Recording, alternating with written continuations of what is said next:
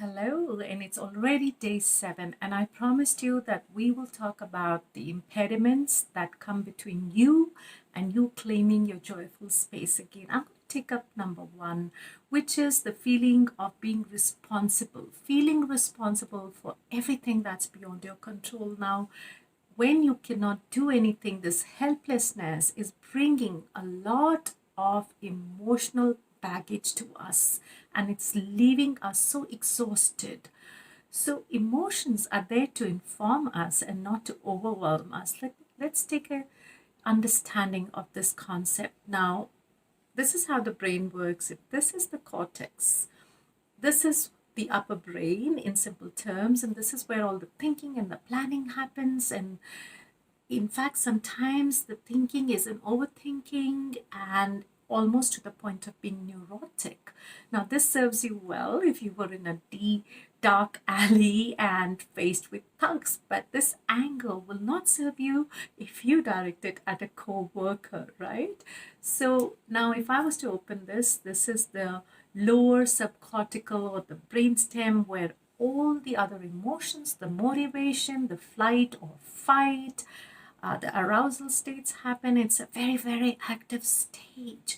Now, for example, if you're going to an interview and you are fearful, so it's very, very important to understand that your upper story is going to give you feelings. I'm scared, I'm scared, I'm scared. But if you just stand back and you try to understand that you're having a strong emotional response, then what happens is that you can, just by starting to identify the feeling, can calm this emotion down, and then the brain starts to spurt some soothing neurotransmitters from the lower brain or the downstairs brain, and this in turn then creates a beautiful relationship with your emotions.